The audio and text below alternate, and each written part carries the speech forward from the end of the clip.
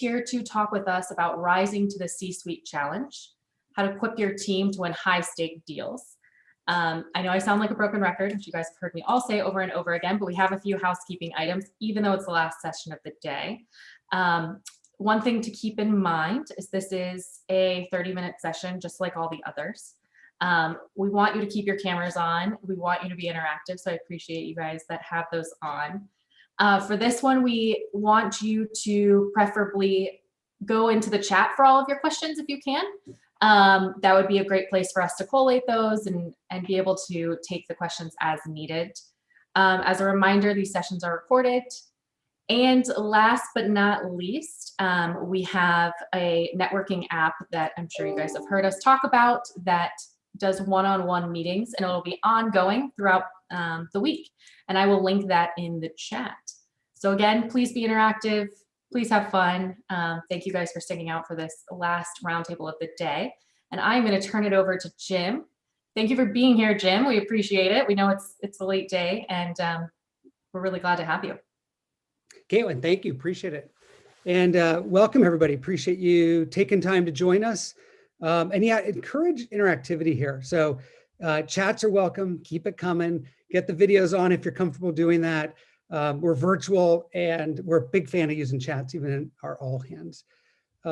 Just a little bit about me.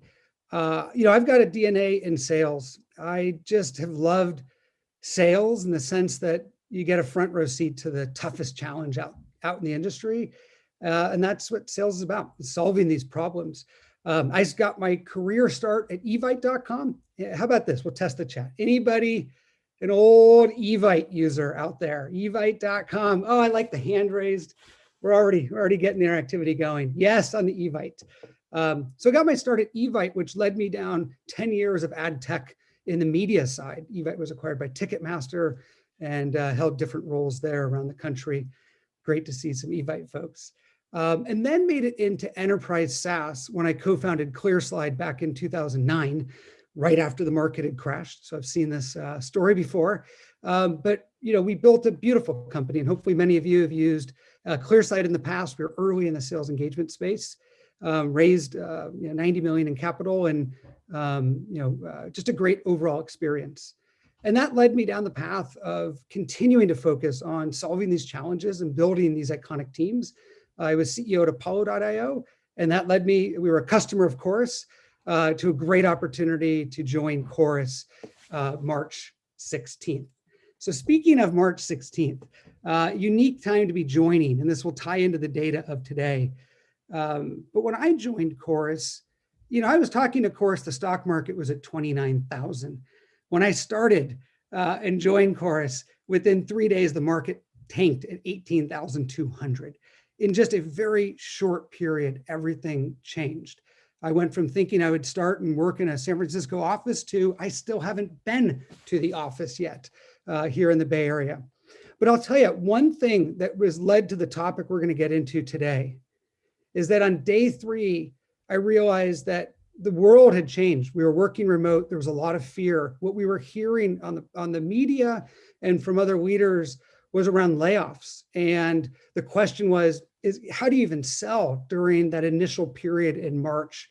How do you cold call someone? Does anyone want to talk to you? Do you want to buy stuff? And what we saw in the data, having conversation intelligence, being able to capture and understand these interactions across so many different industries, 35 million sales calls in total, was that we had access to a completely different conversation that we were seeing the media talk about.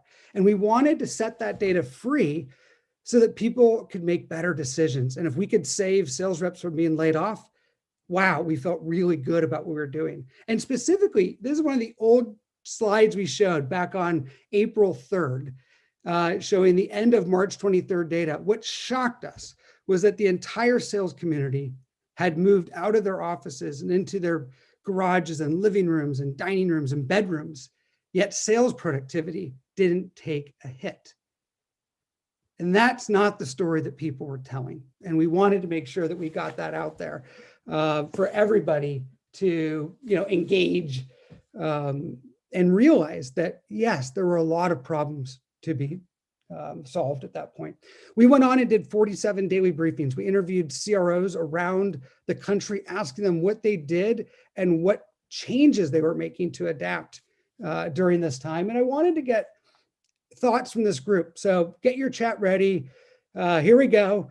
But this is what we did to answer the changes and to help other leaders make decisions and get through this time. I'd like to hear in the chat, because I've heard it from 47 straight leaders, what are some of the things that other companies tested and did during this period that you had not done before? You were an experiment that you had to run to adapt to a very challenging time. And secondly, what stuck? What are you doing today? So I'm going to do a very long, awkward pause here. And I would love to see some of the thoughts from this group. We've got 77 active participants here. What were some of the experiments you ran in your company to help people through this time? And if you want to share, I'll call on you as well. So I'm just looking at the chat. We'll get a few of them in. I know folks are typing, but Nelson, focusing on roadmap meetings. What else?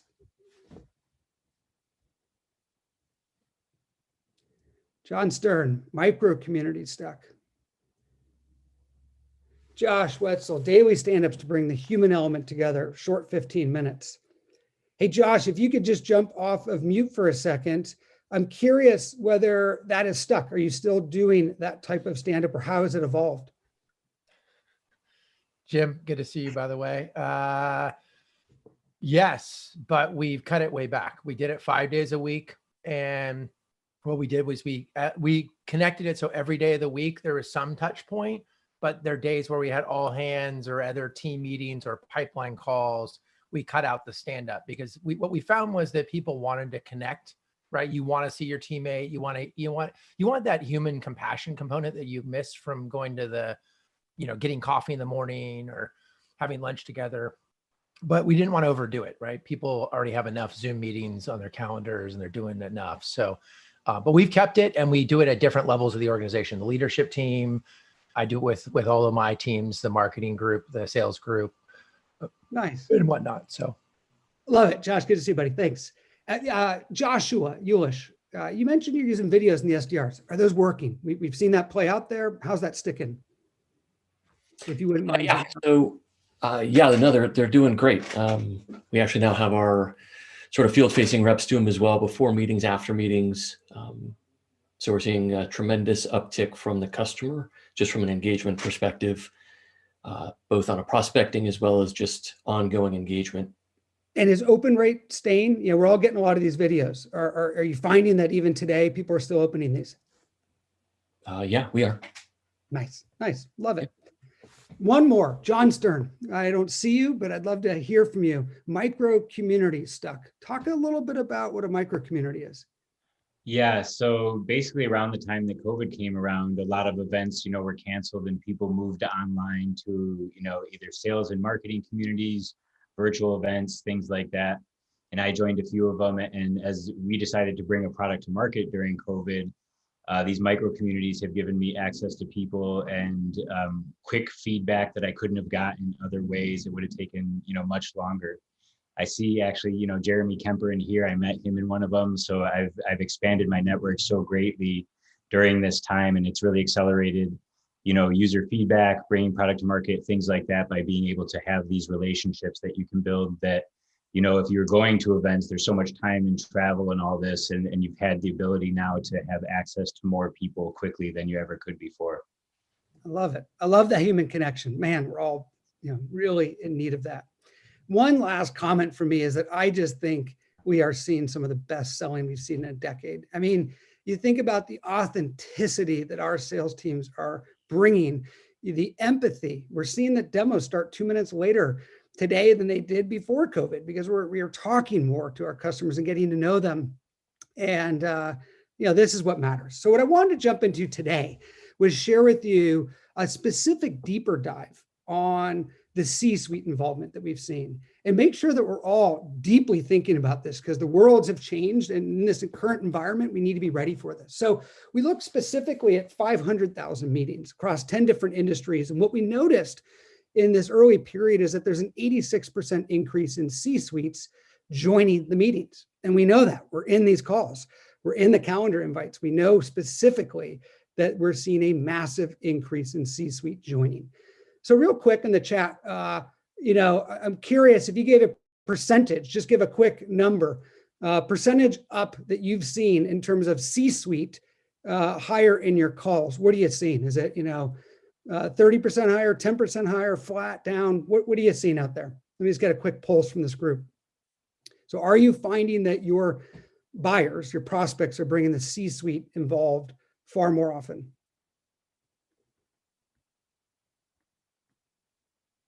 So flat, same level, 75%.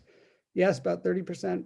While you're putting that in, it's interesting. One huge observation from the data is although the overall productivity stayed even, it was not by segment. Certain segments were highly impacted, down 30 to 30, 35, 40%, whereas other segments, the collaboration, the security, the infrastructure were up 20 to 30%. And so when you mix them together, it looked flat, but it's interesting here that you'll see, different aspects here.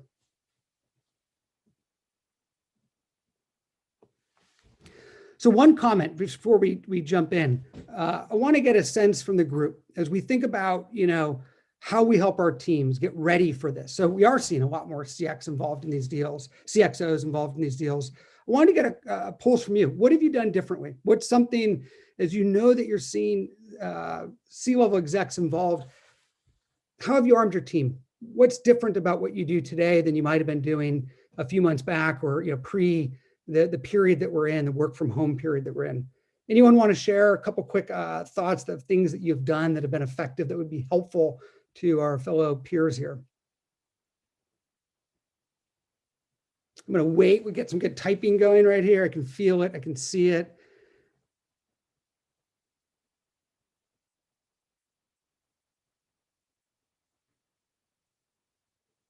So Kurt showed that we cared about COVID, their health, et cetera. Empathy, man, we saw that and the data showed it massively. Kurt, is that old news? That was March, that was April. Good God, the whole world was falling down. Now we're in December and I know it's very tricky times for all of us, but we're a little bit more hardened. Do you find that we're still doing this type of empathy or has it evolved? Yeah, I think it just continues. And it kind of builds as well. It's also with our team. So not just with our sales motions, but it's with our team as well, just continuing to ask and not trying to overdo it, but just show that we care in kind of like a nice, genuine way. And I think that's helped us with strategic conversations as kind of a foundation for strategic conversations that maybe wouldn't have. There's just more trust just all around the virtual table, if you will. Thanks. Interesting. Awesome. Thank you. John, we trained our salespeople on industry sector domain knowledge for our core target sectors and produced a lot more thought leadership content. Makes a ton of sense. John, you want to just give a little more context on that? Yeah, thanks, Jim. So yeah, I'm actually based in Ireland. So good evening all. Great to hear this discussion. But we were selling into Europe as well as the North American market, Jim. Ironically, our business, the sectors, we made a bet this year to focus on communication service providers and security as two core sectors, cyber tech, and really narrowed in on how our platform aligns with their domain knowledge. People really value,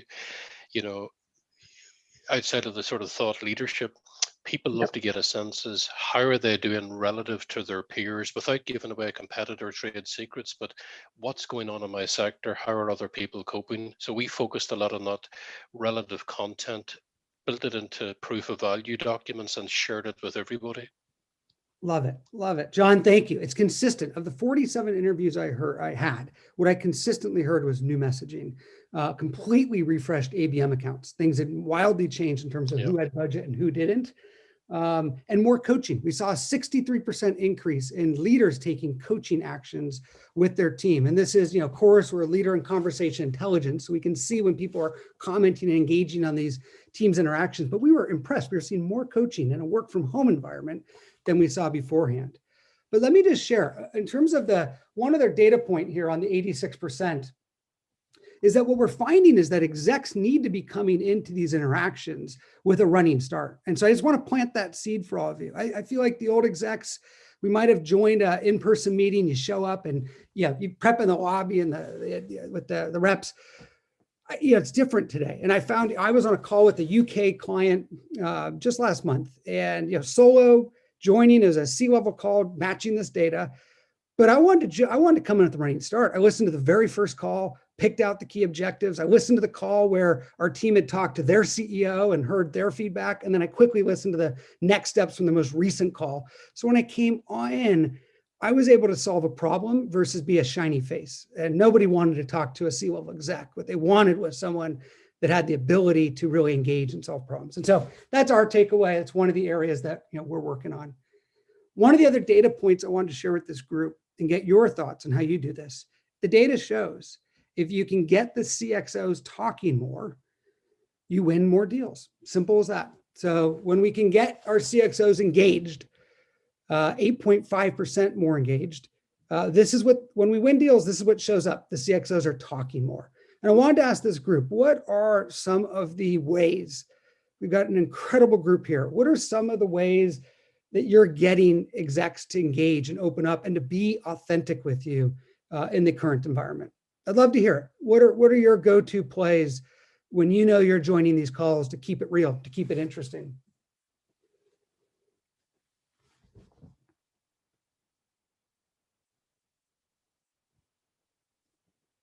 Jessica, every call with the discovery questions. Love it. Give me an example of a discovery question that you're asking. Yeah. We ask questions about what trends they're seeing in their industry, what challenges are facing them, even if it's not necessarily even directly related to what we're selling. The goal is just to get them to start to talk, because we're really trying to build trust as much as we are understand who they are, what their concerns are, maybe get some tips and tricks about what's pissing them off so that we can try and address some of those challenges. It's just get them talking. Love it. I love it. I love the trends piece. In terms of, let me see, I'm just looking at the other questions here. So Rohan, we talk about prepare ahead of time. We're all looking at different pieces. What are the 3 things you do to prepare ahead of time? Yeah, mostly go on LinkedIn and see what they're excited about. And I somehow figure out that that's where their industry is headed. Is their leadership team prepared? That these are the questions I would see and do some research. Love it. I appreciate you sharing. One of the other things that might surprise this group, it's funny, I'll be on a key C-level call tomorrow that we, part of the data, and already thinking about how to get them engaged. And Jessica will be using the trends question. But we all need to be ready to demo, oddly enough, is what the data shows. So we find that on these CXO calls, that on average, they'll see 3 to 6 minutes of time in a slide deck. But more importantly, they'll see between 19 to 24 minutes of demo. So one of the key things here is that they're 42% more likely to see a demo than a deck. We all have our own styles. I'm just simply sharing what the data shows. But I know even for my call tomorrow, I'm going to have if I need to be able to demo, I should be ready to land these points, or at least a single point for a few minutes with the CXO, if that helps to get them engaged in talking. Across the board, this is what we're finding for the different C-level execs, the different levels of talk time as they're now more involved in these deals. I'm curious, about who we're bringing into the deals on our side. So let me ask this group: are you on the selling side? Are you getting pulled into more deals? Are you find that I think we see on average, depends on the month, about a 75% increase in the selling side, C-level execs involved. So of this group, are you finding that you're more engaged in the sales process? And if so, talk a little bit about, the impact you see it having on these interactions. So I'll give it a second. Are you more involved? Are you getting pulled into these deals more? I think the other question is, how are you choosing which ones? We're all a click away on Zoom right now from being in any interaction. How do we choose the right one?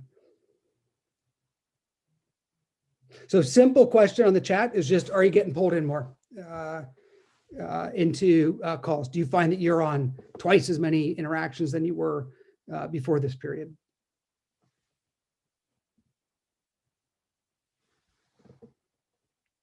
My chat stopped working. I think I'm frozen over here. I'm kidding. All right, maybe you're getting long-winded answers. I'm going to get paragraphs. Okay, good. We are getting paragraphs. Yes, I'm much more involved in the sales cycle. Easier to join virtual meeting versus flying around, trying to join mid-late stage deals. Love it. By the way, a lot more meetings after 4 p.m. So if you're curious, we saw a 100% increase in meetings after 4 p.m. during this period. A little bit of an increase before 9 a.m., but I bet many of us are being pulled into the post 4 p.m. calls. Way more of everything, not going anywhere, no vacations. Okay, so to that point, there's not much more to do than work. That resonates probably with many of us. And one other data point that you'll find is that if you on the CEO side, if you're selling into the SMB, get ready. You're going to see a much higher likelihood, a 3x higher likelihood that you're going to have a CEO on the calls than what you saw previously. And if you're selling into mid-market and enterprise, there's also more likelihood than previously that you're going to have CEO involvement. And what we're finding here is just with the focus on budgets, this concept of extreme ROI, 92% increase in CFOs joining calls. So leaders are getting closer to the action in these deals. If anyone has any quick comments on CEOs, coming into calls and the impact that has, whether it's helpful or not, happy to hear those stories. But while you think about that, the final stat I wanted to share was that overall, this does matter. We talk about the data showing that the C-suite's more involved. Getting them involved leads to a 38% increase in win rate. So if they're not involved, your likelihood of winning is lower. And this is a big deal. We know they're getting more involved. It's improving our win rates. They're a click away. And maybe the one last thing to leave you with on the data side is if you're not getting more involved, you maybe should be, because your competition is. They are showing up on these calls.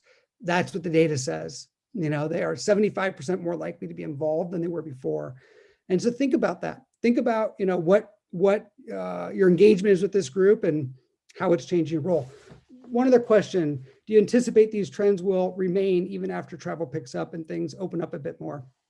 Boy, I'd love the group's thoughts on this. I mean, this is the big question for everyone: is what happens, in AVC, after vaccine, and it's a dog-eat-dog world. So I do expect that competition will rise up, but overall, my expectation is that it's going to be a very slow transition. You're still going to see a lot of people embracing the world that we're in right now and using the virtual meetings much more than they did previously.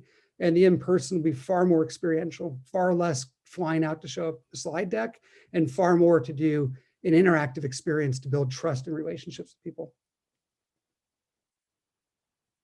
Josh, I'm very curious on this. When will companies be comfortable hosting third-party employees for meetings? Josh, what's your take, or anybody else's on this?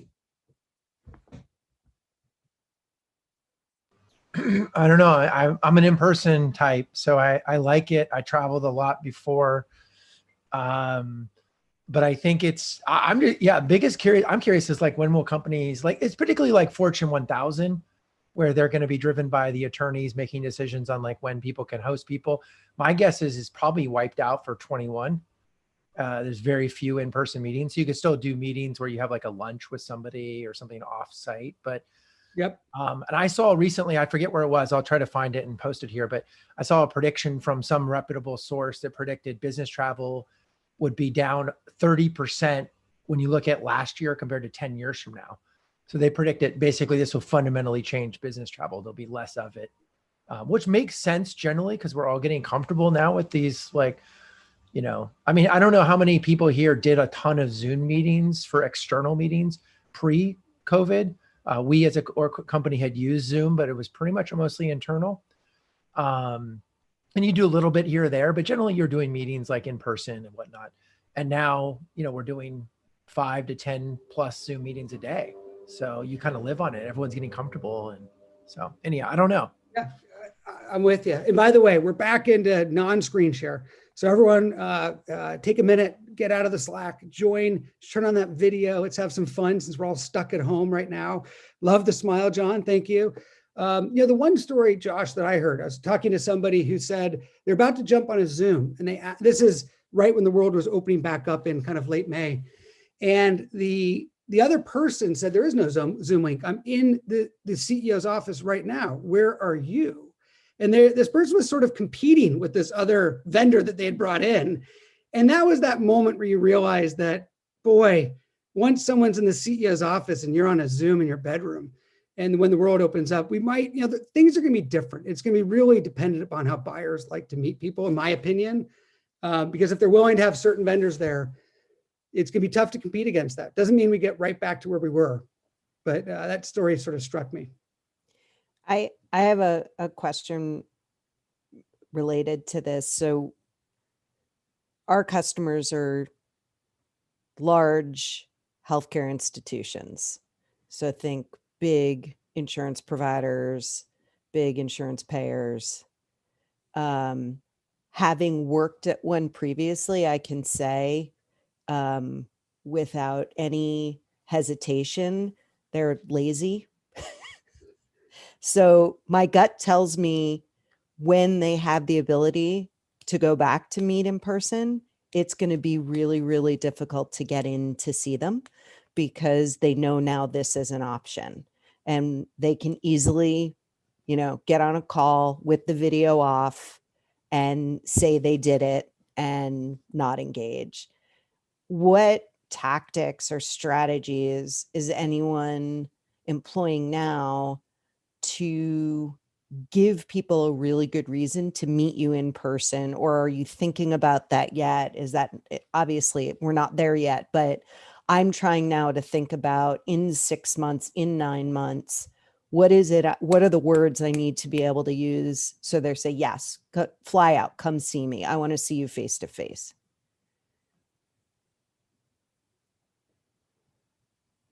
Yeah, that's pretty much the problem I'm having too.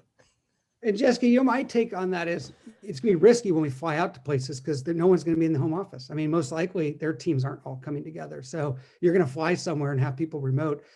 My 2 cents is once the world opens up, we're going to be hungry to be at conferences and, fun places again. And maybe I'm wrong, but this is my take. And you could have any conference and most of us want to get out of our house. We'll find any excuse in the world to take a few days away from our families that we love, but have been with a lot. And so it might be more experiential. And we're seeing it even virtually, doing the wine tastings and different events and sending gifts to people. They're engaging. They're showing up differently than just another webinar. Any other thoughts on Jessica's question? I know we're coming up to the end of the time here. Caitlin, I see you back on here. How are we doing? No, you guys are doing great. I appreciated bringing it back in and seeing all these faces, especially late in the day and even later for people in Ireland. We were all just messaging each other. We had someone in the Netherlands on another roundtable. So you guys are really bringing it in late. So I appreciate it. And Jim, I appreciate you taking the time here. This has been tremendous. And I really appreciate it, rolling with it and doing everything you guys did. Awesome. Thanks for the interactivity, everybody. Cool. Hope you guys have a great one. And I hope we see you tomorrow on some more sessions. And let us know if you have any questions. Thank you for everything. Thank you. Thank you, Forrest. Thanks, everybody. Thank you. Have a good one.